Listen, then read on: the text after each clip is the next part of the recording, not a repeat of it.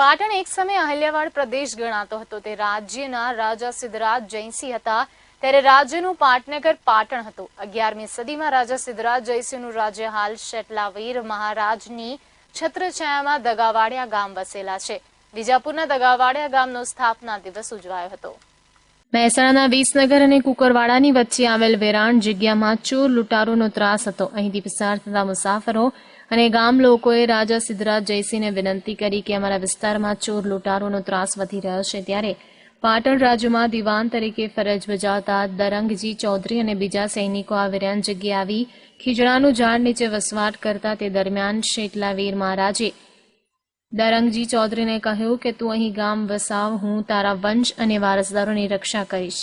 દરંગજી પોતાના પરિવાર સાથે રહીને ગામ વસાવ્યું હતું અને ગામનું નામ દણગાવાડિયા રાખ્યું હતું તેમજ આસો સુદ નોમને દિવસે ગામમાં પલ્લી ભરાય છે જેમાં ભવ્ય લોકડારાનું આયોજન કરવામાં આવ્યું હતું।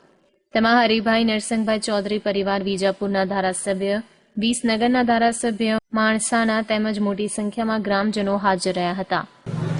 વર્ષો પુરાણી આ વાત છે જ્યારે પાટણના રાજા સિદ્ધરાજ જયસિંહનું રાજ અહીંના છેક અમારા દગાવાડિયાના સુધીના વિસ્તારમાં ફેલાયેલું હતું। એ વખતે વિસનગર અને કુકરવાડા આ બંને વચ્ચેના વિસ્તારમાં એક વેરાન જગ્યા હતી અને આ વેરાન જગ્યામાં ચોર લૂંટારોનો ભય હતો। એ ચોર લૂંટારોના ભયના ત્રાસથી આજુબાજુના ગામવાળા અને અહીંથી જતા આવતા રાહદારીઓને એટલી બધી મુશ્કેલી પડતી એટલે એમણે જઈને પાટણના રાજા સિદ્ધરાજ જયસિંહને જઈને વિનંતી કરી કે હે રાજા, અમને આ ત્રાસમાંથી દૂર કરો। ત્યારે પાટણના રાજા સિદ્ધરાજ જયસિંહે પોતાના દરબારમાં એક પાનનું બીડું ફેરવ્યું। એ વખતે અમારા પૂર્વજ દરંગજી જે છે દરંગજી ચૌધરી જેને અમે દણગાબા તરીકે ઉલ્લેખ કરીએ છીએ એ દણગાબા પણ પાટણના રાજા સિદ્ધરાજ જયસિંહના દરબારમાં દિવાન હતા અને દિવાન હતા એ વખતે આ પાટણના રાજાએ એમ કહ્યું કે ભાઈ મોટા મોટા સૈનિકો અને આગેવાનોને બોલાવો।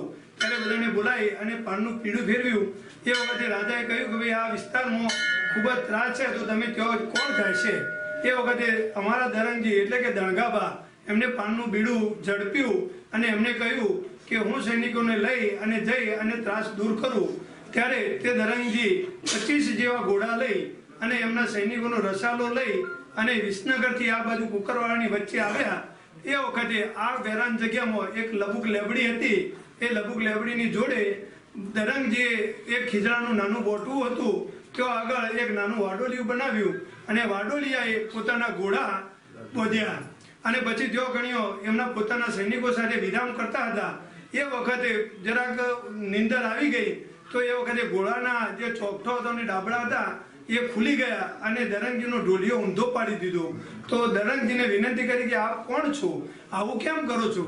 ત્યારે અમારા શેટલાવીર મહારાજે દણગાબાને પરચો આપ્યો કે તું અહીં ગામ વસાવ અને હું તારી રક્ષણ કરીશ। ત્યારે દરંગજીએ કહ્યું કે અહીં આટલા બધા ચોર લૂંટવાના ત્રાસમાં હું કઈ રીતે પહોંચી વળું? ત્યારે દણગાબાએ એમને વચન આપ્યું કે તું અહીં ગામ વસાવ અને હું તારી સાથે છું અને તારા ચોર લૂંટવાનો ત્રાસ હું દૂર કરીશ, પણ તું અહીં ગામ વસાવ। એટલે દણગાબાએ આ વચન સ્વીકારી લીધું। એ જ વખતે એ અરસામાં પાટણના રાજા સિદ્ધરાજ જયસિંહ પણ અહીંયા ઘોડા લઈ અને શિકાર કરવા આવેલા। તો શિકાર કરતા હતા એ વખતે જંગલની ઝાડીમાંથી એક વાઘ આવ્યો અને પાટણના રાજા સિદ્ધરાજ જયસિંહ ઉપર હુમલો કરવા જતો હતો તો દણગાબાએ વાઘને પાડી દીધો। એટલે પાટણના રાજા સિદ્ધરાજ જયસિંહ એકદમ પ્રભાવિત થયા અને અમારા દણગાબાને વરદાન પેલો 700 વીઘા જમીન ભેટ આપી અને કહ્યું કે દરંગજી તમે અહીંયા ગામ વસાવો। ત્યારે પાટણના રાજા સિદ્ધરાજ પાછા ગયા।